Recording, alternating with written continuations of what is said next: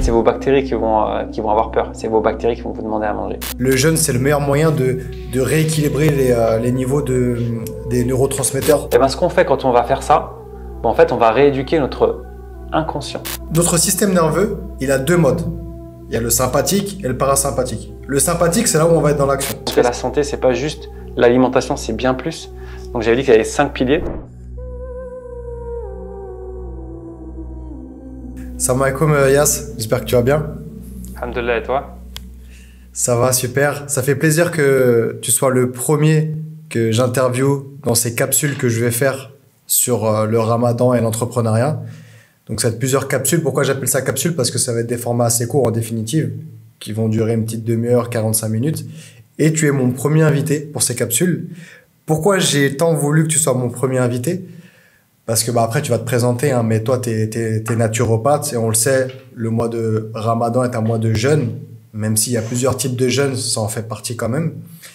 Et du coup, quoi de plus sensé que de commencer ces capsules par aborder la question du jeûne, du Ramadan et de l'entrepreneuriat. Donc pour commencer, s'il te plaît, si tu pourrais te présenter. Alors bonjour à tous, je m'appelle Yassir Laifawi, je suis naturopathe. J'aide les gens à aller mieux en utilisant les techniques et les cures et les méthodes naturelles qu'on a appris dans la naturopathie.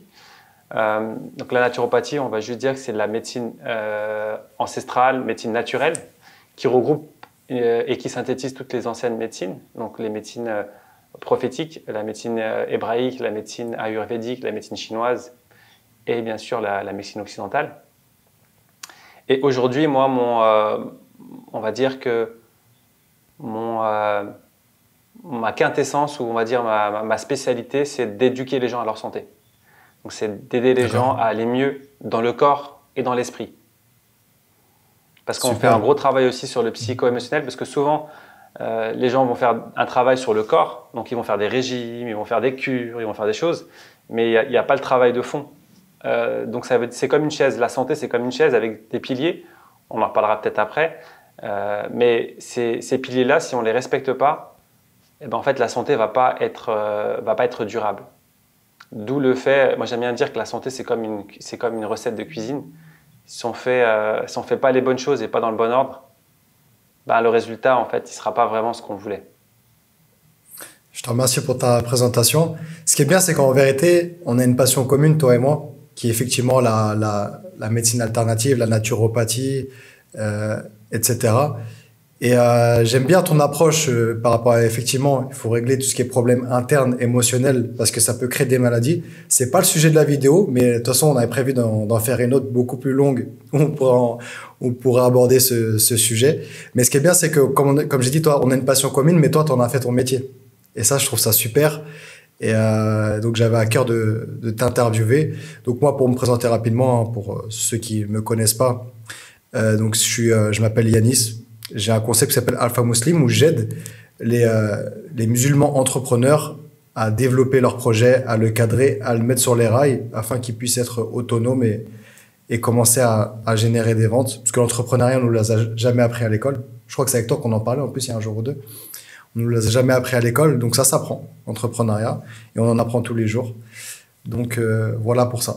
C'est pour ça qu'on va aborder aujourd'hui le thème du jeûne, du mois du Ramadan et de l'entrepreneuriat. Qu'est-ce que toi tu peux nous dire, Yas, par rapport au jeûne de manière générale? Si tu peux très brièvement nous expliquer un petit peu le jeûne, qu'est-ce qui se passe, qu'est-ce que c'est, et voilà, si tu peux nous en dire un peu plus par rapport à ça. Alors, si je commence juste par la définition du jeûne, un jeûne, c'est tout simplement la privation de nourriture. On arrête de manger, à partir du moment où on arrête de manger, alors les puristes diront que c'est entre 12 heures et plus qu'on peut considérer que c'est un jeûne. Et dans les jeûnes, en fait, il existe plusieurs types de jeûnes. Il y a les jeûnes secs, les jeûnes humides, les jeûnes déguisés, les jeûnes intermittents. Voilà. On peut décliner le jeûne vraiment en plusieurs parties. Et le jeûne que concerne le mois du Ramadan, c'est un jeûne intermittent. Intermittent, ça veut dire qu'on va jeûner et par intermittence, on va aller manger. Donc là, théoriquement, pendant le mois du Ramadan, il y a un repas le soir normalement Et pour ceux qui se lèvent le matin, il y a un repas très tôt le matin et un repas très tard le soir. Donc, ce qui nous fait, en fait, c'est 10-12 heures minimum de jeûne. Donc, c'est pour ça qu'on considère que le mois du Ramadan est un jeûne intermittent. Bien évidemment, les horaires vont varier en fonction, si on en est si on est au printemps, en automne, en hiver ou en été. Et donc, le jeûne, qu'est-ce que c'est? Donc, c'est la privation de nourriture. Et souvent, les gens me disent, oui, mais si on arrête de manger, on va mourir. Le jeûne, c'est dangereux, c'est pas bon pour la santé, etc. Alors, effectivement, il y a plusieurs phases dans le jeûne. Il y a la première phase de jeûne où on arrête de manger et on va dire que entre 0 et 24 heures, voire maximum 48 heures, on a une réserve de sucre dans le foie. Donc, dans le foie, on a une réserve de sucre de 24 heures, à peu près, ou 48 heures, en fonction des personnes, en fonction de son activité. Et c'est une fois qu'on a consommé tout le sucre qu'il y a dans le foie, que là, le corps va commencer à transformer la machine pour aller plus tard attaquer et manger le gras. D'accord? Donc les cellules, les corps cétoniques. Et avant ça, il y a cette période-là qu'on appelle la phase. Donc il y a la phase initiale, hein, on va consommer le sucre du foie. Une fois qu'il n'y a plus de sucre dans le foie, on passe sur la phase la plus, on va dire, la plus difficile pour la plupart des gens. C'est ce qu'on appelle la phase d'autophagie. C'est la phase où le corps va commencer à s'autoconsommer. Mais alors le corps, il est intelligent, il ne va pas consommer n'importe quoi. Donc il va commencer à consommer dans le corps tout ce qui est dégradé. Et c'est la raison pour laquelle beaucoup de personnes vont avoir des symptômes. Donc ça peut être des céphalées, j'ai mal à la tête, des gros coups de barre, je suis fatigué. Ou pour les entrepreneurs, ça va être souvent « Ah, j'ai du mal à me concentrer. Ah Yassir, tu m'as dit de faire un jeûne et tout, mais là, au travail, j'arrive plus, c'est compliqué, j'arrive plus. » C'est normal. Parce qu'en fait, il y a cette période-là où le corps va s'adapter, il va changer la machine. Il faut imaginer que votre corps, il marche au charbon, d'accord, dans la vie de tous les jours. Et dès que vous passez en jeûne, il va passer au tout électrique. Donc entre le charbon et l'électrique, l'usine elle va devoir changer beaucoup de choses, les moteurs, la façon de faire, et puis tout sera plus fluide bien sûr avec l'électrique. Mais pour passer du charbon à l'électrique, donc pour que votre corps passe du sucre du foie et du sucre que vous consommez au corps cétonique, au gras, aux cellules adipeuses, il va y avoir une transformation, il va y avoir une phase d'adaptation. Cette phase d'adaptation, elle peut amener des symptômes qui peuvent être dérangeantes pour la plupart des gens et aussi qui peuvent faire peur. Et bien évidemment, en fonction de certaines pathologies, certaines personnes, on ne recommandera pas le jeûne. Parce que en général, le jeûne, c'est pour les gens qui sont en bonne santé ou pas trop mal. D'accord? Pour tout type de personnes qui ont des problèmes cardiovasculaires, qui ont des problèmes d'hypertension. Enfin, on fera attention. C'est pour ça qu'il est important, si vous jeûnez, d'aller voir un médecin pour voir si vous pouvez le faire. D'aller voir aussi un naturopathe. Le naturopathe va pouvoir vous guider en faisant un bilan vital. Il va pouvoir vous dire si c'est bon, vous pouvez faire le jeûne. Mais en général, on le sent. En général, on va faire un jour de jeûne. On va le sentir. Si ça ne va pas, on va arrêter. Et donc, c'est souvent là. Donc, cette phase d'autophagie, elle dure entre le deuxième jour et elle peut durer jusqu'à 4 à 5 jours maximum. En général, c'est 2-3 jours. Et c'est pendant ces 2-3 jours-là, on n'aura pas, pour les entrepreneurs, on va être fatigué, on aura perte de concentration, etc. Mais si on passe ces 3 jours-là, après, en fait, c'est fini. On passe sur ce qu'on appelle la phase de croisière. Et là, en fait, on passe sur les corps cétoniques. Et là, en fait, nos capacités cognitives vont être améliorées, même encore mieux que ce qu'on avait avant. Donc, la fatigue disparaît, la faim disparaît. Et c'est pour ça d'ailleurs que même dans l'islam, il y a des prières le soir. Parce que souvent, les gens me disent « Oh, attends, je vais être fatigué ». En fait, quand on jeûne, on a besoin de moins dormir. Donc, quand on jeûne, on a besoin de moins dormir, on perd moins de temps à manger, moins de temps à digérer, donc moins d'énergie qui est épuisée et il y a moins le coup de barre à 14 heures. Donc, effectivement, pour un entrepreneur, en fait, c'est génial parce que la personne elle va pouvoir en fait plus travailler et mieux travailler. Elle sera plus efficiente et plus efficace. Et après, à la fin, je finis juste sur la dernière phase. Je finis juste sur la dernière phase. Après, en général, 40 jours à peu près, c'est là qu'on va arrêter de jeûner parce qu'une fois qu'on a liquidé toutes les réserves de gras, les réserves de cellules lipidiques, il va falloir arrêter parce que sinon le corps va commencer à manger les muscles. Et là, on n'est pas bien. Donc, c'est une fois que la faim revient, une fois qu'on a des gros coups de barre, on commence à avoir on va avoir des symptômes. Et à ce moment-là, il faut arrêter. Il faut commencer à reprendre l'alimentation. Ok.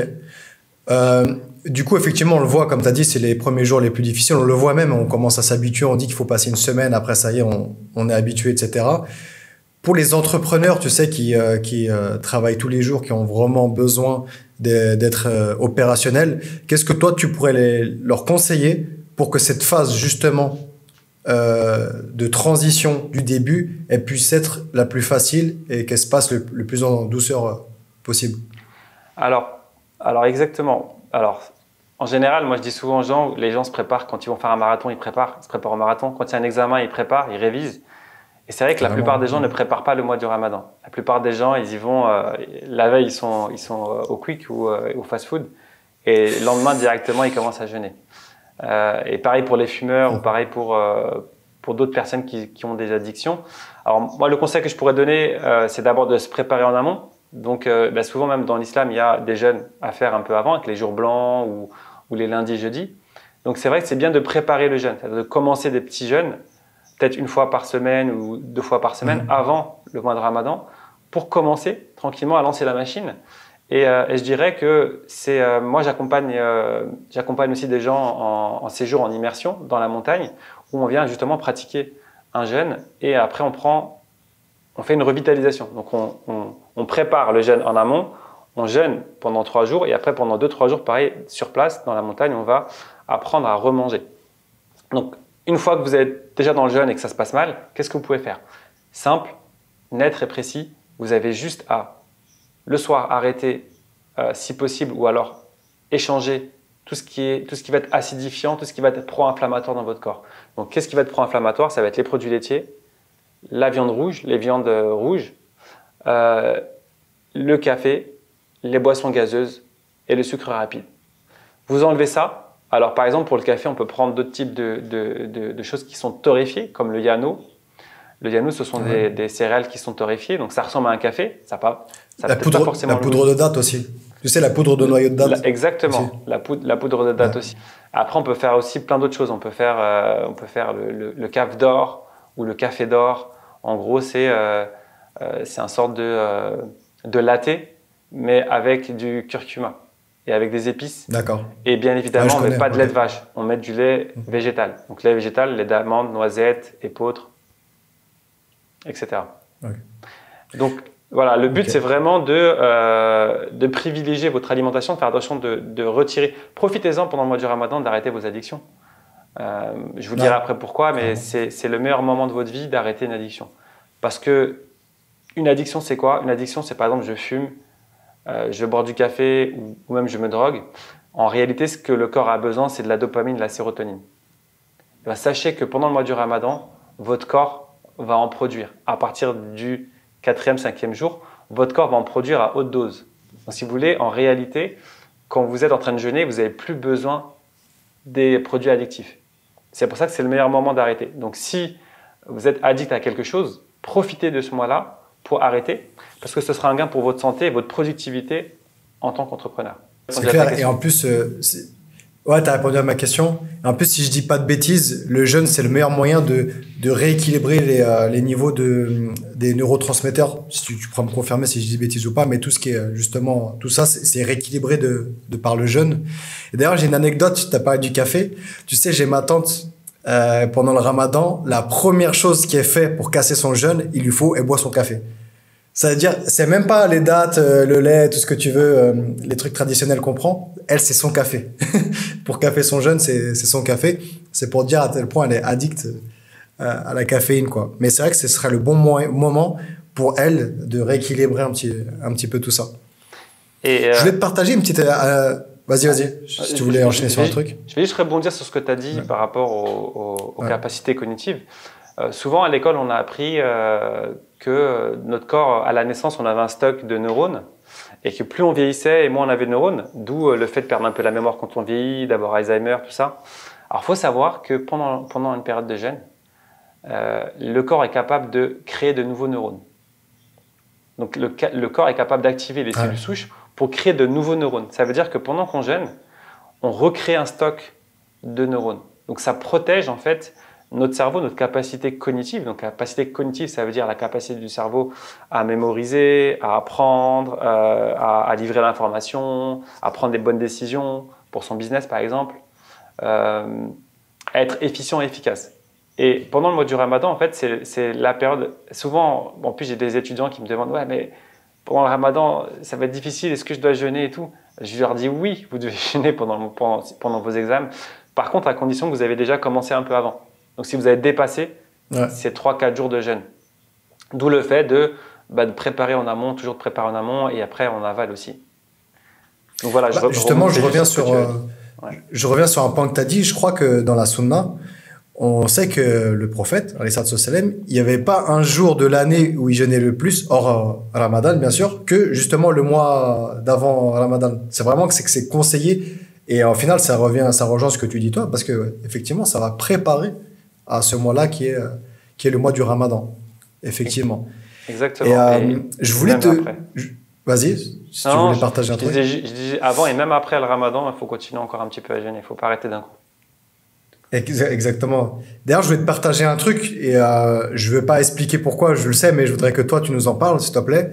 J'ai remarqué que quand tu sais, le dernier repas juste avant le Fajr, personnellement, moi, je ne mange pas. Je bois juste un peu d'eau. Pourquoi? Parce que j'ai remarqué que quand je mange pas, je supporte mieux la journée après derrière. Je pense que c'est un rapport avec un pic glycémique ou quoi, tu vois, les variations glycémiques. Le fait que je ne mange pas, je prends juste de l'eau avant le Fajr, bizarrement, même si j'ai moins mangé, je supporte mieux la faim tout au reste de la journée. Est-ce que toi, tu peux nous en dire un peu plus par rapport à ça? En fait, tout à l'heure, j'ai parlé des principes du jeûne en disant qu'il y avait des phases. Mais effectivement, les phases elles sont un peu différentes quand on est en jeûne intermittent. Et effectivement, si on a un gros repas le matin, ce qui va se passer, c'est que pendant les 2, 3 heures, 4 heures après le repas, le corps va entamer une digestion. Donc, digestion, ça veut dire quoi? Ça veut dire on va pomper de l'énergie pour digérer et on aura besoin d'eau, on aura besoin de liquide pour la digestion. Donc c'est pour ça que souvent, je pense que ça peut arriver à certaines personnes, de manger le matin, et puis ils font la sieste, après ils vont au travail, ils se lèvent, et quand ils se lèvent, ils ont soif. Ils ont la bouche pâteuse, ils ont soif. Effectivement, quand on va manger, alors souvent, ce que je conseille aux gens qui veulent manger le matin, parce que je crois que c'est sunna quand même de manger le matin, ce serait de manger super léger. De ne pas prendre un repas. Parce que je vois des gens, ils vont prendre du couscous, ils vont prendre de la charba, en fait, ils vont prendre des trucs lourds. Moi, ce que je conseillerais, c'est plutôt de prendre quelque chose de léger, qui ne va pas demander beaucoup d'eau à la digestion. Donc effectivement, une soupe, il y a déjà de l'eau, donc ça c'est bien. Mais évitez de manger trop de pain, trop de pâtes le matin, trop sucré. Parce que en fait, souvent les gens, comme en France, on a l'habitude de manger sucré le matin. Donc les gens vont manger sucré. Alors quand je dis sucré, je ne parle pas de sucré naturel, je parle de sucré rajouté. Donc des dattes le matin avec d'autres types de fruits, il n'y a pas de souci. C'est plutôt le sucre rajouté qui va demander beaucoup d'efforts au corps à digérer et donc beaucoup d'eau, va demander de l'eau. C'est pour ça qu'on dit que je crois que pour 1 litre de coca, pour un verre de coca bu, il en faut 3 ou 4 pour pouvoir éliminer en fait tout ce qu'on a bu dans le coca. Et il y a aussi le fait que si tu manges, du coup le matin, puis surtout ceux qui vont manger beaucoup le matin, ils vont restocker dans le foie. Donc tous les sucres qu'ils vont prendre le matin, ils vont être restockés dans le foie. Donc dans la journée, en fait, qu'est-ce qu'il va faire? C'est le foie qui va larguer le sucre, mais pas le gras. Et c'est pour ça que c'est des gens qui vont mettre plus de temps à s'adapter au mois du jeûne. Parce que le jeûne intermittent, c'est le moins efficace sur le court terme. Mais c'est le plus efficace sur le long terme. C'est pour ça qu'un mois en fait, de jeûne, c'est génial. Parce que c'est la période à laquelle on commence à avoir les meilleurs résultats. En tout cas pour la santé et pour le cerveau. Donc effectivement, ceux qui vont avoir des gros repas le matin, en fait, la première phase, la phase d'autophagie va durer plus longtemps chez eux. Donc ils vont être plus fatigués plus longtemps. Pour eux, eux vont vivre le mois du Ramadan plus difficilement que les autres. Ok, je te remercie pour cette réponse. Tu sais, les entrepreneurs que j'accompagne, moi je leur conseille de faire les tâches les plus difficiles le matin, parce que c'est là où tu as le plus de ressources au niveau de l'énergie. Et je leur conseille aussi d'ailleurs de faire un jeûne intermittent, c'est-à-dire le matin, comme ça, tu es disponible pour faire les tâches les plus difficiles, t'as pas mangé, donc tu es encore frais dans ta tête, et tu vas commencer à manger après ça peut être 14h, 15h, chacun voit comme il veut, ou ça peut être même que le soir, faire un repas par jour. Est-ce que toi, tu pourrais nous expliquer en vérité à quel point c'est une aubaine, c'est une opportunité pour l'entrepreneuriat, le fait de pouvoir jeûner En jeûne intermittent, je parle, parce qu'un jeûne long, ce sera différent. Mais à quel point c'est même important et primordial de pouvoir avoir des ressources disponibles. Et ça, c'est le jeûne intermittent, il peut nous l'apporter. Alors, le jeûne intermittent, il est intéressant parce que, en fait, si vous voulez, l'être humain, il s'est encrassé pendant des années. L'être humain s'est encrassé avec la mauvaise nourriture, des perturbateurs endocriniens, des métaux lourds, des pesticides. Donc, par la nourriture, en fait, on s'est encrassé pendant des années. Et il faut savoir qu'il y a... le corps va constamment détoxiner le corps. Constamment, c'est un travail constant, ça ne s'arrête jamais, jusqu'à notre mort. Et ce qui se passe, c'est que cette énergie de détoxination, plus on est encrassé, plus le corps va devoir détoxiner. Donc moins il y aura d'énergie, de capacité pour le cerveau, déjà. Donc c'est vrai que quelqu'un qui va être beaucoup encrassé, c'est quelqu'un qui aura moins les idées claires. On dit, le père de la naturopathie disait le bon sang fait le bon sens. Donc ça veut dire que nettoyer son corps, enlever les toxines du sang, ça fait une clarté d'esprit. C'est vrai que quand on est malade, quand on est à l'hôpital, on a envie de penser à rien. On n'a pas des capacités cognitives pour réfléchir. Mais quand on est en bonne santé, on a plus de capacités cognitives. Donc effectivement, jeûner, c'est très bon pour le corps et pour l'esprit, pour l'efficacité du cerveau et nos capacités cognitives. Et en plus de ça, je dirais que si tu ne manges pas le matin et tu ne manges pas le midi, tu économises beaucoup d'énergie. Alors, je m'explique. Souvent, les gens me disent « Ouais, je mange, c'est grâce à la nourriture que je prends de l'énergie. » Alors, ça, c'est une fausse croyance. C'est faux. L'énergie, l'énergie que le corps, que l'être humain, que le corps humain a, c'est uniquement, je dis uniquement entre parenthèses, lors du sommeil. C'est le sommeil qui recharge les batteries. C'est lorsque vous prenez votre portable et que vous le branchez à l'électricité qu'il est chargé. Et bien vous, c'est la même chose. C'est quand vous allez dormir que vous allez recharger vos batteries. La nourriture va apporter... SMS. Comment ? D'ailleurs, excuse-moi, je te coupe. D'ailleurs, il y a un petit truc mémotechnique pour l'énergie qui est pour le corps. On dit SMS. Sommeil, massage, soleil. Ces trois facteurs-là, le sommeil, les massages et le soleil, qui vraiment apportent l'énergie au corps. Mais vas-y, je te laisse continuer sur tes explications qui étaient intéressantes. Je reviendrai sur le M, il est intéressant. Je te remercie pour cette... je ne le connaissais pas, SMS. Et effectivement, donc, c'est principalement le sommeil qui rapporte l'énergie. Ensuite, on peut avoir un peu d'énergie à l'extérieur. Donc effectivement, le soleil va apporter beaucoup d'énergie à notre corps. La nourriture crue et vivante. Donc en général, l'aliment que tu vas prendre de l'arbre, qui est bourré d'énergie. Donc là, tu vas prendre de l'énergie, mais pas autant que le sommeil. Et à l'inverse, la nourriture que tu vas prendre, qui est transformée, le fast-food, etc., ou la mauvaise nourriture, va te voler ton énergie. Je vais prendre l'exemple du café. Tu as dit tout à l'heure que ta maman elle buvait du café en rompant le jeûne. Alors pour tous les buveurs du café, malheureusement, je vais vous annoncer une mauvaise nouvelle. Je te dis ça, je suis en train d'en boire. Moi, je suis cafénomane, comme ma mère, ma tante. Les buveurs de café, je vais vous donner je vais vous annoncer une mauvaise nouvelle, mais une bonne nouvelle aussi, c'est que le café, en réalité, c'est un voleur d'énergie. Souvent, les gens me disent « Ouais, je suis fatigué, je ne suis pas bien, j'ai la tête dans le brouillard, j'ai besoin de mon café. » Alors, qu'est-ce qui se passe quand vous buvez un café ? Dans votre corps, en fait, il y a une réserve d'énergie qui est là au cas où, en cas d'urgence, et qui est utilisée la nuit dans votre sommeil pour réparer votre corps. Parce que quand vous vous rechargez, votre corps il continue à fonctionner. Donc, il faut bien de l'énergie quand même pour que le corps continue à fonctionner. Il faut savoir que si jamais, par exemple, un bus vient vous écraser, vous allez avoir un coup d'adrénaline, noradrénaline, et vous allez courir. Votre cœur va battre. En fait, c'est un peu comme la gazelle dans la savane qui rencontre un lion. Elle court. Elle va utiliser cette réserve énergétique. C'est pour ça qu'on peut avoir beaucoup d'énergie d'un coup et pas forcément être mort après avoir couru. Et quand vous allez prendre le café, c'est la même chose qui se passe. Vous allez en fait vous décharger en adrénaline et noradrénaline.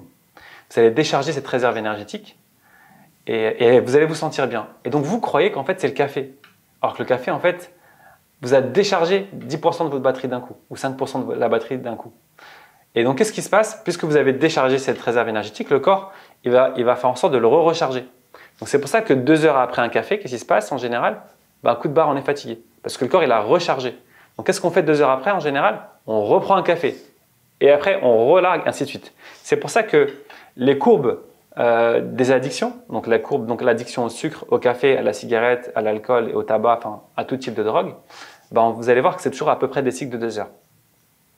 Donc, en réalité, quand vous buvez votre café, en fait, vous êtes comme les Américains, là, vous prenez des lasses de billets, là, sauf que ces lasses de billets, là, c'est votre énergie, et vous les balancez comme ça pour rien.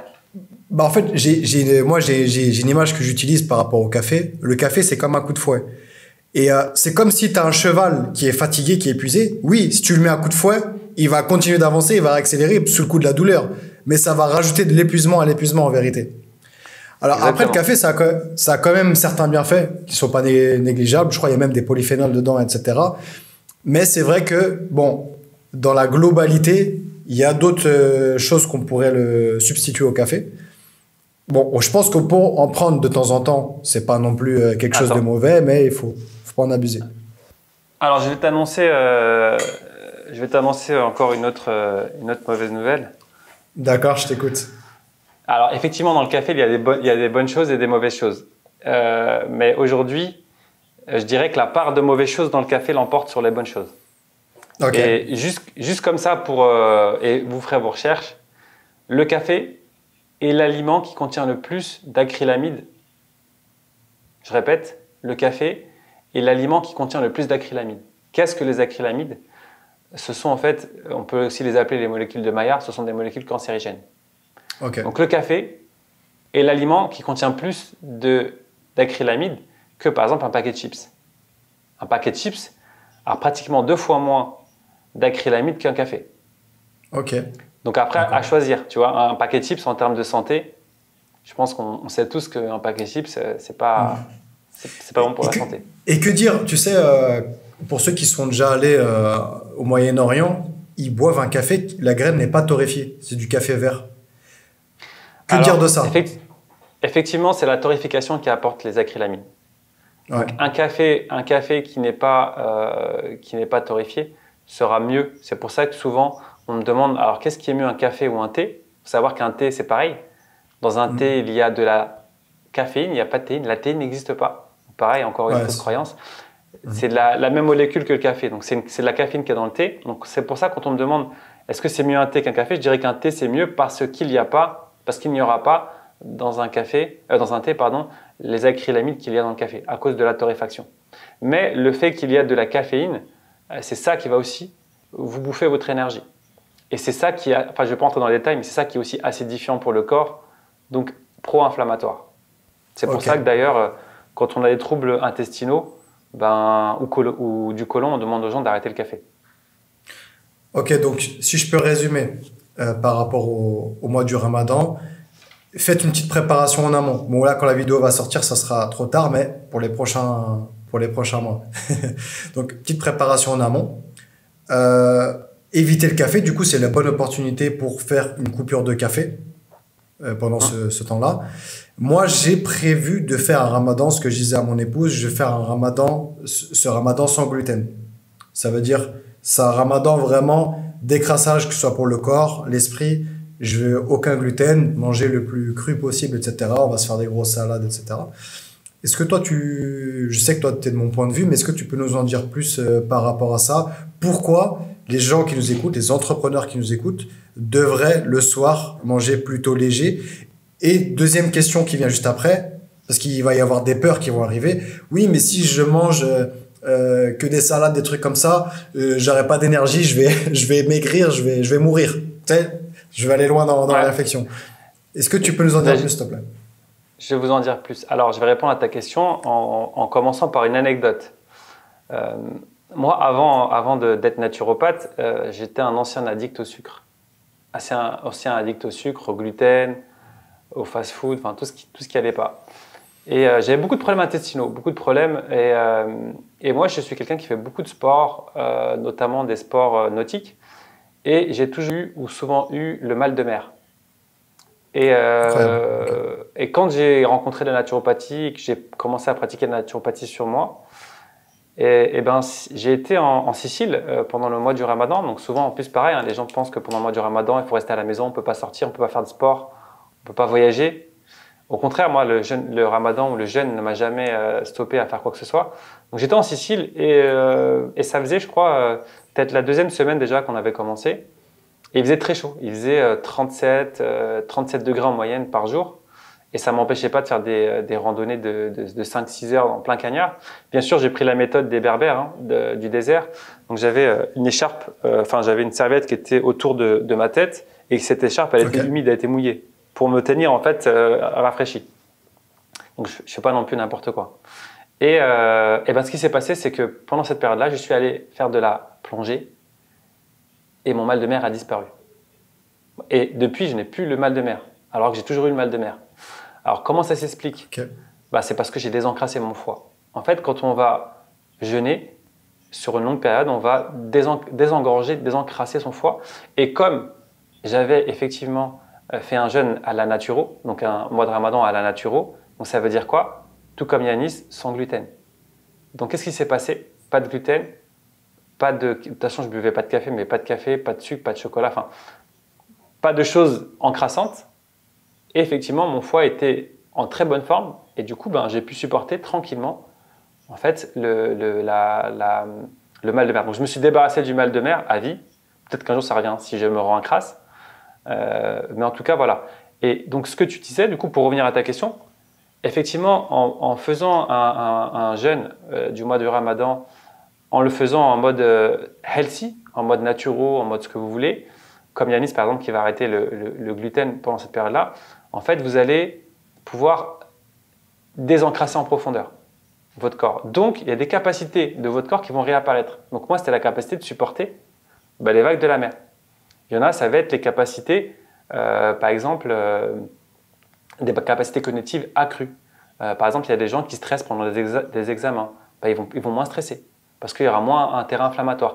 Pour les sportifs, moins de blessures. Et oui, parce que les blessures, on dit souvent, mais c'est un accident. Il n'y a pas d'accident dans la vie. L'accident, il vient parce que déjà, le corps, il est très inflammé. Et donc, au moindre faux pas, le tendon, il lâche.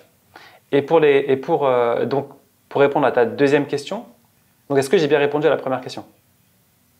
T'as répondu à la première question, tout à fait. La deuxième question, c'était effectivement si on mange que des salades, c'est ce que j'ai mangé en Sicile. En plus, en Sicile, on mange très bien. Donc, j'ai mangé beaucoup de fruits et légumes en Sicile, le soir, évidemment. Et ça ne m'a pas empêché de faire des randonnées de 6-7 heures en plein cagnard. Et j'étais avec des gens qui ne jeûnaient pas et qui, eux, buvaient et mangeaient. J'étais en meilleure forme qu'eux. Donc, alors, pour comprendre une chose, après, ça dépendra toujours des personnes, d'accord? Mais je vais parler dans la généralité. L'être humain a dans son corps, qu'il soit gros ou pas, sauf s'il est anorexique, bien sûr, une personne normalement constituée a 40 jours de réserve dans son corps. 40 jours. Donc, en réalité, quand vous mangez le soir, le mois du Ramadan, vous n'êtes pas obligé de manger parce que vous avez un mois de réserve. Bien évidemment, c'est un mois de réserve si on ne fait pas un marathon. Si on n'est pas en mode on fait un marathon, on fait un exercice physique intense. Maintenant, si vous avez une activité, on va dire citadine, vous n'avez pas besoin de manger le soir en réalité. D'accord? Sauf, bien évidemment, certaines pathologies. Donc, les gens qui me disent oui, effectivement, ça va être compliqué, je vais mourir et tout, non. Il faut savoir une chose, c'est que la plupart des gens, quand ils ont faim, je leur demande toujours qui a faim. Donc, quand quelqu'un me dit j'ai faim, je dis qui a faim? Parce que la faim, la vraie faim physiologique, elle ne vient qu'après 40 jours de jeûne. Si tu n'as pas jeûné pendant 40 jours, tu n'as pas le droit théoriquement de me dire j'ai faim. Par contre, si tu me dis j'ai faim, je sais qui a faim. Ça peut être soit ton estomac, parce que l'estomac c'est une chaussette qui grandit et qui rapetit. Donc si on n'a pas rééduqué son estomac, comme on rééduque un chien, l'estomac il demandera à manger à chaque fois. Et après il y a un autre effet, c'est votre flore intestinale. C'est pour ça que je dis qui mange. Quand vous mangez, qui mange? Faut savoir que quand vous mangez pas tout seul. Vous allez nourrir votre flore intestinale. Et votre flore intestinale, elle est bien plus nombreuse que le nombre de cellules que vous avez dans votre corps. Donc il y a 10 fois plus de bactéries dans votre ventre qu'il n'y a de cellules dans votre corps. Donc en réalité, vous n'êtes même pas un être cellulaire, vous êtes plus un être bactérien. Et ces bactéries-là, si vous avez une bonne alimentation, vont vous aider à produire plein de vitamines. Donc plein de vitamines que vous ne savez pas, que vous n'arriverez jamais à avoir dans votre alimentation, notamment pour les femmes qui sont carencées pendant la grossesse, la B12, la B6, je crois la B5, je ne sais plus. Et en même temps, les recherches récentes en sciences, on va dire 10-20 ans, on a découvert que la dopamine et la sérotonine étaient produites par qui? Pas par notre cerveau. Elle est produite dans notre flore intestinale. C'est notre flore intestinale qui produit la dopamine et la sérotonine. Donc 90% de la dopamine, elle est créée dans les intestins grâce aux bonnes bactéries, aux probiotiques. Donc quand vous allez jeûner et que vous allez faire comme Yanis, vous allez arrêter le gluten, qu'est-ce qui va se passer? Vous allez commencer en fait, et si vous mangez des fruits et légumes, vous allez commencer à nourrir les bonnes bactéries. Donc elles vont pouvoir produire de plus en plus de dopamine et de sérotonine. Il faut savoir en anecdote, on a réussi à soigner des gens de dépression, de burn-out, en faisant des greffes fécales. Donc on a changé en jeûnant. Comment? Ou avec des jeûnes longs, il y a des dépressifs qui sont, parce que leur niveau, justement, ils se sont rééquilibrés. Et en jeûnant de faire des jeûnes longs, en Russie, ils soignent beaucoup comme ça. Et ben, il y a des gens qui étaient dépressifs, ils sont devenus joyeux. Exactement. Tout simplement. Donc, en fait, c'est votre flore intestinale qui est garante aussi en fait de votre bonne santé physique, parce que c'est la première barrière immunitaire, c'est votre ventre et votre état d'esprit, votre bien-être. Donc, si vous êtes déprimé, sachez que, ou souvent déprimé, ou souvent des hauts et des bas, souvent c'est au niveau de l'intestin que ça se passe pas bien. Donc, ce que je dirais, c'est aller voir un naturopathe ou un professionnel de la santé et rééquilibrer votre flore intestinale. Donc, effectivement, quand une personne, pour finir sur ta question, quand une personne demande oui, mais est-ce que je vais mourir, est-ce que ça va être pas bien, en fait, c'est vos bactéries qui vont avoir peur, c'est vos bactéries qui vont vous demander à manger. Donc, mais vous inquiétez pas, vous avez largement de quoi tenir un bon petit mois, voire plus. C'est clair. Non, faut pas oublier aussi que le corps et le cerveau sont liés. Donc ça, c'est un bon truc pour les entrepreneurs. Prenez soin de votre corps et du coup, vos capacités cognitives, elles vont être décuplées. Prenez soin aussi de votre mental, de votre mindset et le corps ira bien parce qu'ils sont liés. L'un et l'autre, c'est lié. On peut pas les dissocier. Et du coup, j'avais une question, mais qui m'échappe. J'avais une question... Ok, c'est pas grave, on va switcher, peut-être qu'elle me reviendra, mais on va switcher sur autre chose. On a parlé, donc là on sait que le mois de Ramadan c'est un mois de jeûne, on a beaucoup parlé de jeûne de nourriture et d'eau. Mais que dire justement par rapport au mental, parce que moi c'est la partie qui m'intéresse le plus, que dire du jeûne mental, du jeûne, peut-être ça va être du jeûne de mauvaises paroles, du jeûne de fait de regarder peut-être trop d'écran, vraiment le fait aussi que le mental a besoin de jeûne. Il a besoin aussi d'un peu de privation et de repos. Est-ce que tu peux nous en dire un peu plus et tu peux nous dire aussi à quel point c'est important, justement, dans l'entrepreneuriat de savoir faire ce genre de coupure? Alors, pour répondre à ta question, je vais en poser une autre. À votre avis, dans le corps, enfin, je vais te la poser d'abord à toi, puis les autres, vous pouvez y répondre mentalement. Quel organe du corps consomme le plus d'énergie dans le corps? Pour moi, c'est le ventre. Après, Alors, la digestion, on le voit. Hein. On va dire sur une journée entière, qui consomme le plus d'énergie? Du coup, ça serait le cerveau, alors, dans ce cas-là, effectivement. En fait, le cerveau consomme presque plus de la moitié de l'énergie totale que le corps consomme en une journée. En réalité, notre cerveau consomme énormément d'énergie.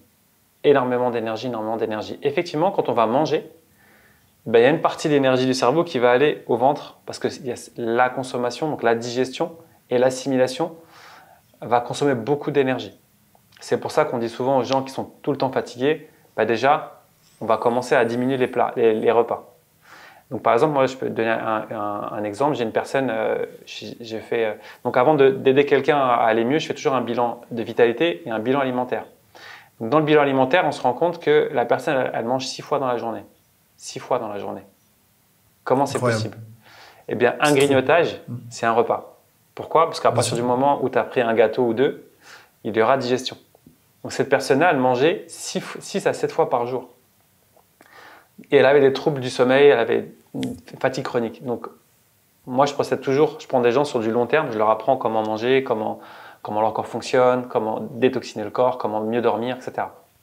Dans le but d'avoir plus d'énergie, d'avoir plus de capacité cognitive dans la journée, d'être plus disponible pour son travail, pour sa famille et pour soi-même. Et cette personne-là, on a juste commencé tranquillement à lui faire que 3 repas par jour. Et juste ça, déjà, elle a récupéré en énergie.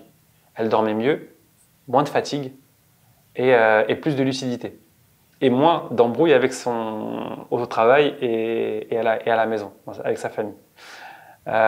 Donc effectivement, le cerveau est le plus gros consommateur d'énergie. Et d'ailleurs, il est tellement un gros consommateur d'énergie que j'ai dit que c'était à peu près plus de la moitié de la consommation journalière. Parfois, c'est bien plus. je pense que les gens qui ont du mal à s'endormir le soir, je pense que là, vous me comprenez quand je dis ça. Est-ce que ça vous arrive le soir, vous allez pour dormir et là, vous mettez du temps à vous endormir parce que la tête, elle n'arrête pas de tourner. En fait, le cerveau, il faut savoir que c'est une antenne à idées, c'est une antenne à penser. Donc, si vous n'avez jamais appris, tout comme l'estomac, quand on va jeûner, on va rééduquer son estomac, ou on va rééduquer sa flore intestinale, quand on va jeûner de la bouche et de l'esprit et du cœur, quand on va faire ce jeûne-là, donc pendant le mois du Ramadan, effectivement, on ne mange pas, mais il y a aussi une autre éducation à faire pendant qu'on jeûne, pendant le mois du Ramadan. On doit faire très attention à ce qu'on dit et très attention à ce qu'on pense, même si on ne le dit pas, les mauvaises pensées, ça c'est à rééduquer. Et bien ce qu'on fait quand on va faire ça, en fait on va rééduquer notre inconscient qui lui capte plein de pensées. Donc effectivement quand vous allez faire ce travail-là de commencer à maîtriser votre inconscient et du coup votre conscient, vous allez commencer en fait à rééduquer votre cerveau. Et en fait, vous allez pouvoir avoir un sommeil qui sera plus réparateur. Donc ça veut dire que un sommeil plus réparateur, ça veut tout dire. L'un des piliers de la santé, les plus grands piliers de la santé, c'est le sommeil. Donc le fait de bien dormir. Et quand je dis bien dormir, c'est pas juste j'ai dormi 8 heures et je suis bien au réveil. Ça veut dire on va vous mettre des jeux dans le cerveau, on va analyser votre cycle du sommeil dans un hôpital, dans une clinique, et on vous dira, monsieur, vous avez un sommeil réparateur. Pourquoi? Parce que vous avez fait tous les cycles. Vous avez fait les cycles profonds, les cycles intermédiaires et les cycles paradoxaux. Donc là, vous avez nettoyé votre corps, renforcé votre corps, réparé votre corps et votre esprit. Donc, de savoir maîtriser sa bouche et son cœur et sa tête, c'est super important pour la santé. Parce que votre cerveau consomme tellement d'énergie que si vous ne l'éduquez pas, en fait, vous devenez esclave en fait, de votre subconscient. C'est comme si en fait, c'était votre chien qui vous demandait de faire des choses et vous suivez. Et à un moment, en fait, il faut reprendre le contrôle de la machine. Donc tout à l'heure, je disais, quand quelqu'un me dit j'ai faim, je dis qui a faim? Donc qui a faim, j'avais parlé de l'estomac et de la flore intestinale, mais ça peut être aussi votre inconscient qui vous demande à manger. Et oui, si vous ne savez pas gérer votre stress et que vous êtes fatigué, votre corps va vous demander du gras salé sucré. Donc rééduquer en fait sa bouche et son cœur et sa tête, c'est se rééduquer soi-même. C'est reprendre le contrôle en fait de son être et de pouvoir être libre, de pouvoir faire des choses, pouvoir performer. Moi, je peux donner un exemple. Quand j'ai commencé l'entrepreneuriat, moi, je ne savais pas du tout ce que c'était que l'entrepreneuriat. Et ben, j'avais plein de soucis. Je stressais. Alors le stress, c'est quoi? C'est tout simplement l'adaptation. Je dois faire ci, j'ai des choses à faire. Mince, qu'est-ce que je dois faire? Comment le faire? Donc j'avais du stress. Donc qu'est-ce que je faisais? Je suis retombé sur mes anciennes addictions. Je suis retombé, je commençais à reprendre un peu de sucré, je commençais un peu à mal manger, puis je commençais à avoir des nouvelles addictions que j'avais réussi à éliminer depuis longtemps, donc me remettre sur le portable, à scroller sur les réseaux sociaux. Heureusement, je n'ai pas joué, parce que moi, je suis très addict aux jeux vidéo. Heureusement, je me mets quand même des limites. Donc, je ne me suis pas mis aux jeux vidéo. Et donc, qu'est-ce que j'ai fait? J'ai pris conscience qu'en fait, j'étais en stress et que j'avais besoin en fait, de compenser. Donc, j'ai fait d'abord un travail sur moi. Donc, j'ai commencé à arrêter de m'alimenter n'importe quoi. Donc, ça m'a aidé, mais ce n'était pas suffisant. Il fallait que je travaille aussi en intérieur. Donc, la gestion du stress, la gestion des émotions. C'est super important et c'est ce que j'apprends moi en naturopathie avec les personnes que j'accompagne. Si tu ne sais pas gérer tes émotions, tu ne sais pas gérer ton stress, c'est eux qui vont faire que tu vas avoir tout le temps des mauvaises pensées, tout le temps être énervé. Attends, mais lui m'a dit ci, lui m'a dit ça, ou j'y arrive pas au travail, j'arrive pas, je suis nul. Ça, ces mots-là, en fait, on les supprime de son langage. Et quand on fait le jeûne du mois du Ramadan, on est dans ces prédispositions-là. On est en mode bienveillance, on est en mode positif, et on va commencer à s'auto-analyser et à analyser. Ah, tiens, merde. J'ai dit un truc méchant, j'ai dit un truc blessant. Mince, ok, bon, je l'ai dit, je vais faire attention. Et normalement, à la fin du mois du Ramadan, normalement, les gens vont avoir un langage plus bienveillant et plus positif. Et en plus, d'ailleurs, arrêter le café, par exemple, ou arrêter les addictions, ça va vous aider à avoir un meilleur langage. Parce que tout à l'heure, on parlait de café, mais souvent, les gens sont énervés au début du mois du Ramadan. On le sait, les gens, ils sont au volant, ils sont énervés, c'est l'heure d'aller manger, ils vont rouler vite, ils vont griller des feux. Pourquoi il y a tout ça? Parce qu'il n'y a pas cette éducation de l'âme. Il n'y a pas cette éducation de l'âme, il n'y a pas cette bonne nourriture. Savoir que quand vous mangez du fast-food, ben, vous donnez des mauvaises choses à votre corps. Vous traitez votre corps mal. Et ben, comme on dit dans l'islam on dit je veux le meilleur à mon prochain qu'à moi-même. Je vais essayer de donner le meilleur. Ben, commencez par vous. Commencez à vous donner le meilleur. Commencez à vous donner la meilleure nourriture, les meilleures pensées. Et essayez de savoir comment gérer vos émotions et gérer vos émotions. Donc, pour finir sur ta question, effectivement, un jeûne, c'est pas qu'un jeûne du corps. Ça doit forcément être un jeûne de l'esprit. Parce que même en naturopathie, il y a une règle qui est immuable pour qu'un jeûne y fonctionne. Il faut arriver à couper le mental. Et c'est ce qu'on fait, on coupe le mental quand on prie. Quand on prie, on coupe le mental. Alors il y a beaucoup de gens qui vont prier, qui vont dire « Attends, je prie, mais je ne suis pas concentré ». C'est parce que vous n'avez pas appris à couper votre mental. Donc il y a des techniques qui existent pour couper le mental, des exercices de respiration, des exercices de méditation avant une prière. Parce que ce n'est pas dans la prière en fait, que vous coupez le mental. Vous devez d'abord le faire avant pour être en fait focus. Ouais. Donc, d'ailleurs, je vais compléter tes propos parce que moi, c'est des choses que je donne à ceux que j'accompagne dans l'entrepreneuriat. Moi, je mets dans la journée des cycles où j'impose de la cohérence cardiaque. À peu près 3 cohérences cardiaques par jour. Parfait. Pourquoi? Là, je vais mettre ma casquette de naturopathe. Enfin, je suis pas naturopathe, mais tu m'as compris. Ouais. C'est quelque chose qui me passionne. Notre système nerveux, il a 2 modes. Il y a le sympathique et le parasympathique. Le sympathique, c'est là où on va être dans l'action. Le parasympathique, c'est là où le corps, quand on dort, il va commencer à se régénérer, à se réparer, etc. Et le fait de rentrer en méditation ou en cohérence cardiaque, il va faire entrer le corps en mode parasympathique. Et c'est là pourquoi j'impose ça dans la journée, parce qu'effectivement, un entrepreneur, il est beaucoup soumis au stress.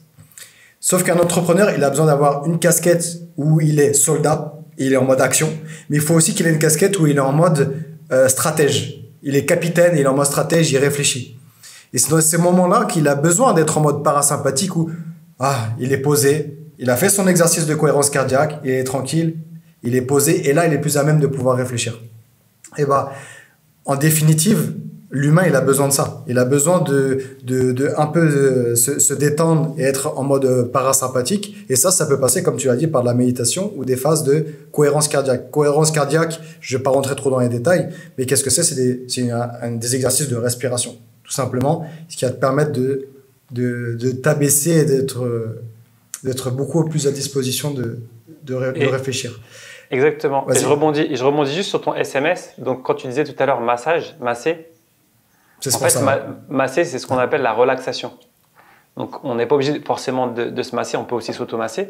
Mais la relaxation, c'est super important d'un jeûne. Parce qu'en fait, les bénéfices du jeûne, vous allez l'avoir à partir du moment où l'énergie est disponible pour votre corps pour la détox. Si pendant un jeûne, vous êtes tout le temps que dans la tête, l'énergie, elle sera en haut. Et il y en aura moins pour le corps. C'est pour ça qu'il y a des gens qui vont passer un jeûne entier, un mois de ramadan entier. Ils n'auront pas pris de poids, ils n'auront pas perdu de poids, pardon. Et surtout, il y en a même qui vont prendre du poids. Ou il y en a qui vont être encore en plus mauvaise santé après le mois du ramadan. Et ils vont être éclatés, fatigués, ils vont dire « Attends, je ne comprends pas, ce jeûne, il a été difficile pour moi. » Il a été difficile parce que tu n'as pas su faire le SMS, tu n'as pas su faire la phase de relaxation. Et dans la journée, ce que tu dis, c'est super. C'est faire au moins 2-3 fois dans la journée des exercices de respiration pour calmer le cerveau. Ça prend 5 minutes en plus. Et ça dure, ouais. Ça prend 5 minutes. Et pour les gros flemmards, on peut même faire 3 minutes. Et moi, souvent, ce que je dis à les gens qui sont dans des bureaux, okay, par exemple, qui travaillent en coworking, etc., je leur dis, allez aux toilettes. Allez aux toilettes et asseyez-vous sur la cuvette pendant 5 minutes et fermez les yeux. Je sais que ce n'est pas le meilleur endroit du monde pour le faire, mais si jamais on va vous critiquer si vous prenez trop de pauses, etc., ayez des astuces. Allez dans une salle de bain, allez dans un truc, allez sortir, allez faire comme si vous allez fumer, mais vous ne fumez pas. Mais faites quelque chose et coupez votre mental. Du coup, on a parlé de l'importance du sommeil pour tous les êtres humains, mais moi, dans ma partie à moi, encore plus pour les entrepreneurs. Et c'est vrai que pendant cette période du Ramadan, le sommeil, il est un peu spécial par rapport aux prières du soir, du tarawih, ou du fait qu'on se réveille un petit peu tôt avant la prière du matin, etc. Donc, il y en a après une phase de sommeil qui est un petit peu spéciale. Est-ce que toi, qu'est-ce que comme conseil que tu pourrais donner justement pour améliorer cette qualité de sommeil et faire en sorte que justement dans la journée on soit pas complètement fatigué par rapport au fait que le sommeil soit assez court en définitive? Alors pour avoir un sommeil réparateur déjà, il faut savoir que les prières sont bien faites parce que la Isha elle est assez tard et si en plus on fait les tarawih, pour normalement ne pas manger à ce moment-là. Mais le problème pendant le mois du Ramadan, c'est que les gens pensent qu'il faut rattraper les 3 repas qui ne sont pas eu dans la journée le soir. Et ça, en fait, c'est dévastateur pour votre sommeil. Et c'est dévastateur pour votre santé et votre sommeil. Donc, ce que je vais te donner comme conseil le soir pour avoir un sommeil réparateur, c'est de casser votre jeûne à l'heure de la tombée de la nuit. Et donc, très légèrement. Très légèrement. Et après, prendre un repas. Donc, attendre peut-être une demi-heure, 1 heure et prendre un repas et un seul repas. D'accord? Et pas de grignotage derrière. Donc, par contre, si on veut boire après des infusions ou des choses derrière, on peut. Mais surtout, un repas. Vous n'avez pas besoin de manger 3 repas le soir. Donc, les gens qui ont du mal à dormir, c'est les gens qui vont manger avant de dormir. Parce qu'ils se disent, tiens, ça va être l'énergie qui va être consommée demain. En fait, arrêtez de croire que vous allez faire en fait des stocks et que ça va être bon pour vous. Non, ça ne va pas être bon pour vous. Rappelez-vous que vous avez 1 mois de réserve dans votre gras et c'est ce gras-là qui est efficient et efficace pour votre cerveau et pour votre corps.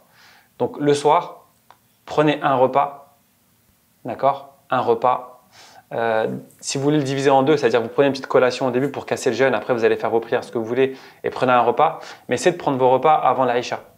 Essayez de manger un repas avant la Isha. Isha, tarawih, merci, au revoir, on dort. Parce qu'en fait, quand vous avez mangé et vous faites les prières du soir, donc la Isha et tarawih, normalement il y a un temps qui est assez long pour amener justement cette déconnexion et cette détente du cerveau. Et ça vous doit normalement vous amener à des ondes du cerveau qu'on appelle les ondes alpha qui vont vous permettre l'endormissement. Et donc là, si vous finissez les tarawih, soit vous le faites chez vous, soit vous le faites à la mosquée et vous revenez chez vous, on dort. Donc quand on revient de tarawih, pas de télé, pas de 3e ou 4e repas, pas de grignotage, à la rigueur une infusion. Alors quand je dis infusion, c'est de la verveine, de la menthe, des clous de girofle, de la cannelle qu'on fait infuser. Pas de thé, théine, caféine, ça va encore couper votre sommeil. Il faut savoir que tous les psychotropes que vous allez prendre le soir, même les gens qui fument, vous allez fumer le soir, et en fait, vous n'allez pas avoir un sommeil qui sera réparateur. Donc essayez, pendant ce mois de Ramadan, même si vous êtes des fumeurs ou des buveurs de café ou de ce que vous voulez, essayez de ne pas le faire pendant le soir ou essayez pendant le mois de Ramadan d'essayer de diminuer pour essayer d'arrêter. Essayez 1 mois. 1 mois dans votre vie, c'est quoi? C'est rien. Il y a des gens qui font le Dry January. Je ne sais pas si vous connaissez. C'est le mois de janvier sans alcool. C'est ce qu'ils font en France, en Europe, en Occident, aux États-Unis. Pourquoi nous, pendant le mois du Ramadan, on ne ferait pas 1 mois non seulement de jeûne, mais en plus où on ferait un dry coffee, un dry cigarette, un dry ce qu'on veut, tu vois. Et donc ça, c'est la première chose. Le repas le soir. Le soir, pareil, quand on a fini tarawih, les portables, merci, au revoir, les portables, d'accord? Parce que les portables, lumière bleue, pinéale, elle va empêcher la pinéale de faire son travail et de vous faire dormir. Donc souvent, parce que c'est aussi ma spécialité, le sommeil, il y a beaucoup de gens qui pensent qu'ils dorment 8 heures et que c'est bon. Il y a des gens qui dorment 8 heures mais ils ne sont pas rechargés. Parce que comme je l'ai dit tout à l'heure, ce n'est pas parce que vous avez dormi 8 heures que votre corps en fait a fait tous les cycles. Ça ne veut pas dire que votre corps il est réparé, que votre esprit est réparé. Parce que dans la nuit, il y a 2 phases. Il y a une phase de réparation du corps et une phase de gestion des émotions. La gestion des émotions, c'est la dernière partie de la nuit et c'est dans la dernière partie de la nuit qu'on va faire des rêves et qu'on pourra se rappeler de ces rêves-là. La santé, c'est ça, c'est corps et esprit. Et dans la nuit, on répare le corps et l'esprit. Donc le soir, on mange, je vais résumer comme ça pour faire rapidement. On ne mange pas de 3e, 4e, 5e repas le soir, on ne grignote pas. Pas d'écran après le tarawih ou après la Isha. Essayez d'aller vous endormir avec du livre, du papier. Essayez de lire du papier et pas des écrans bleus. Évitez aussi le sucre, trop le sucre le soir. C'est pas bon pour la santé. Et pourquoi pas des exercices de respiration, donc de cohérence cardiaque si on a du mal à dormir.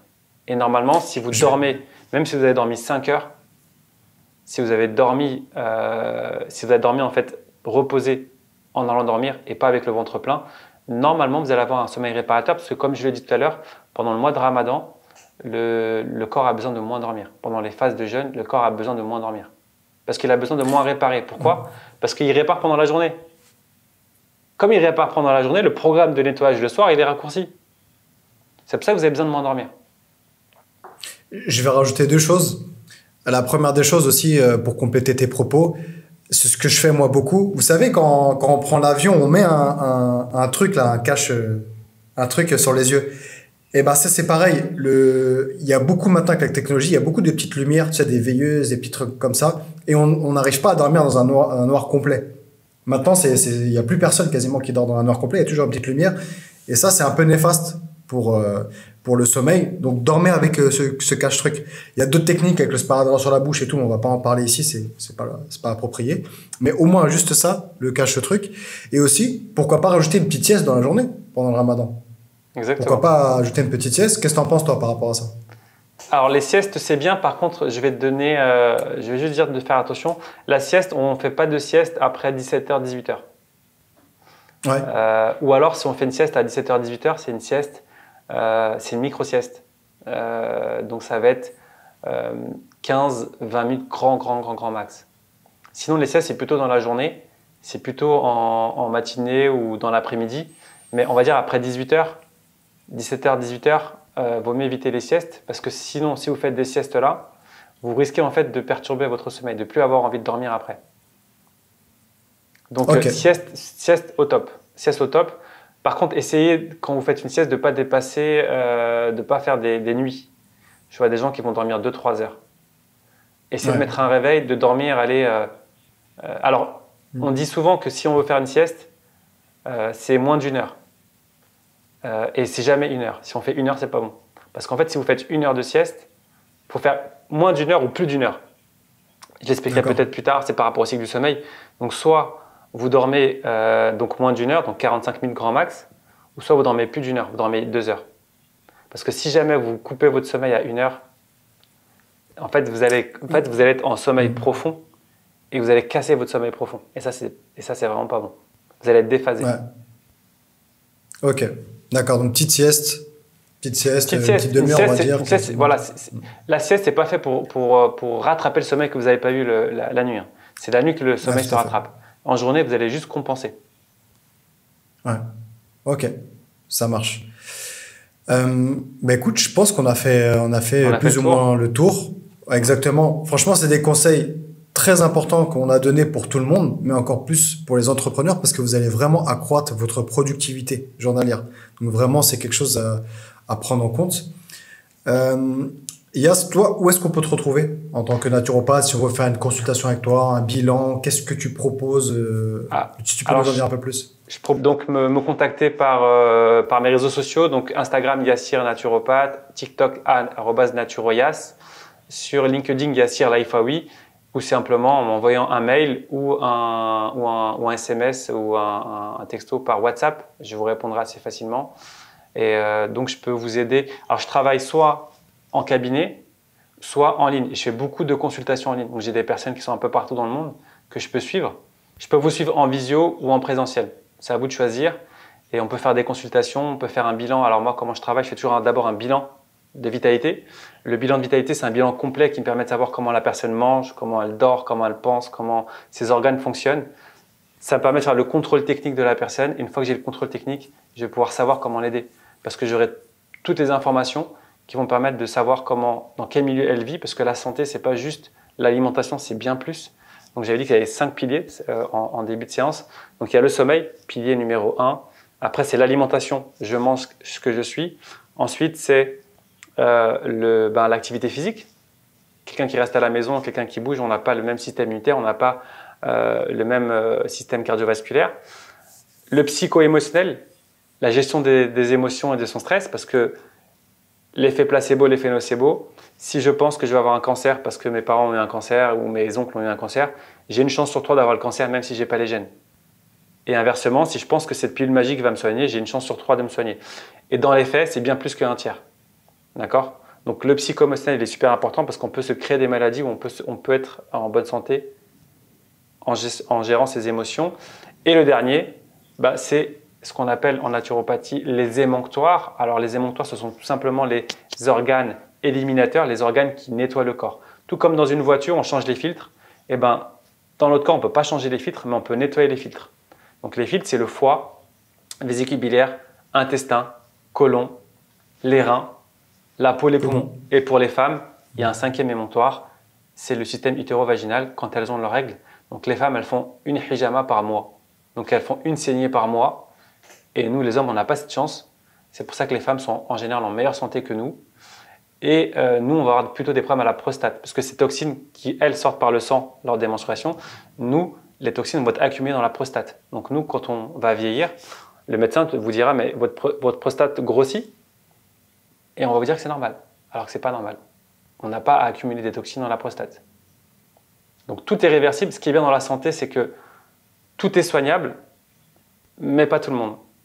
Pourquoi? Parce que ça dépendra de vous. Par exemple, si j'ai une personne qui dit « Non, moi je ne peux pas arrêter le café, je ne peux pas arrêter la cigarette, ah non, moi je ne peux pas arrêter ci », ben, effectivement, théoriquement, je peux l'aider, mais dans les faits, ben, c'est la personne qui n'est pas assez motivée, ou qui ne veut pas, ou qui… puis il y a des personnes, parfois la maladie, c'est un avantage. Parce qu'on va prendre soin d'eux, on va faire attention à eux. Donc tant qu'il n'y a pas eu de prise de conscience de vouloir aller mieux, ben, on ne pourra pas forcément aller mieux. Donc si vous voulez prendre soin de vous, vous voulez savoir comment votre corps fonctionne, vous voulez être en meilleure santé, performer au travail et dans vos relations professionnelles et privées, venez me voir parce qu'on travaille tout. On travaille l'alimentation, le psycho-émotionnel, tout. Et je me ferai un plaisir de vous aider. Donc, investissez en vous, c'est important, que ce soit dans la santé, que ce soit dans le business. Il faut investir en vous et il faut vous former. Donc, c'est super important et encore plus la santé. Donc, on n'a qu'un corps, on n'a qu'une santé. Elle peut vite se dégrader. Alhamdoulilah, elle peut aussi revenir. Il n'y a pas de fatalité. Donc, faites-vous suivre, faites-vous accompagner, que ce soit par Yas ou même d'autres, peu importe. Mais moi, je vous conseille Yas. Mais voilà, faites-vous accompagner, c'est super important.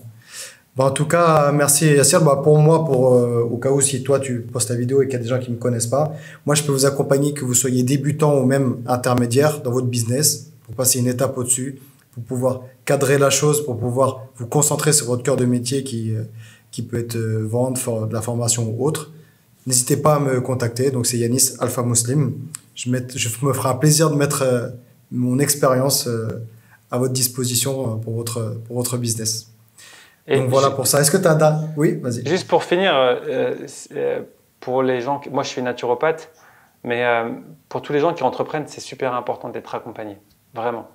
Et je dis pas ça parce que je connais Yannis, c'est parce que je sais qu'il travaille très bien et qu'il est très bon dans ce qu'il fait. C'est super important d'être accompagné.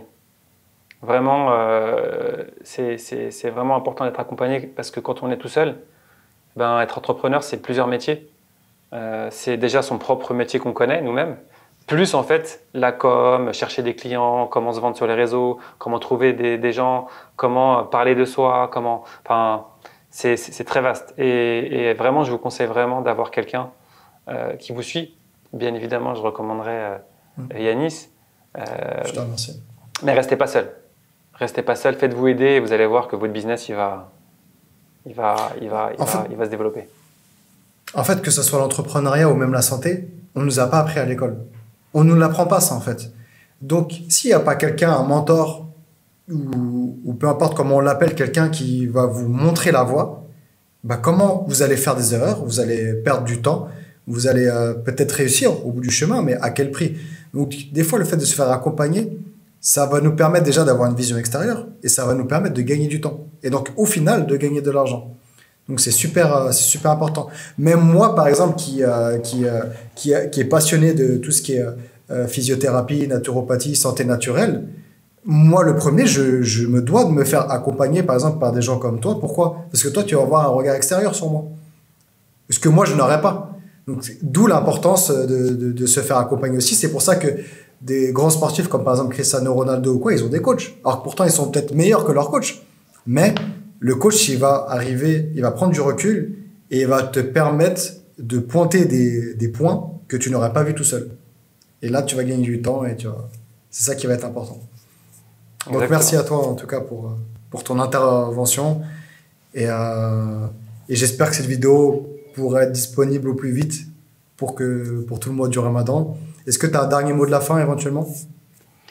Dernier mot de la fin, merci de nous avoir écoutés. Je vous souhaite à tous et à toutes un bon Ramadan.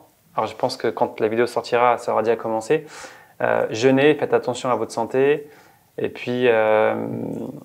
je vous remercie de nous avoir écoutés. N'hésitez pas à revenir vers Yanis si vous avez besoin d'un business, de vous aider dans votre business. Et n'hésitez pas à revenir vers moi si vous avez des questions ou s'il y a quelqu'un de votre famille qui n'est pas en bonne santé et qui veut de l'aide. N'oubliez pas que c'est ceux qui veulent être aidés qui viennent me voir. Si vous n'êtes pas encore prêt, venez me voir quand vous êtes prêt et je ferai mon possible pour vous aider. Et d'ailleurs, j'ai un truc à dire, n'attendez pas d'avoir un problème de santé pour aller voir Yas ou un médecin. Vraiment anticiper. Anticiper, c'est pas qu'on a des problèmes, anticiper. Prenez des bonnes habitudes. Et restez connectés, abonnez-vous à nos différents réseaux parce qu'on va sûrement refaire une vidéo beaucoup plus large avec Yas. Il y a plein de sujets que je voulais aborder avec toi. Franchement, avec plaisir. Ouais. Avec plaisir. Il y a plein de sujets que je voulais aborder, mais on peut pas parce qu'on est obligé de se cadrer au jeûne et au ramadan.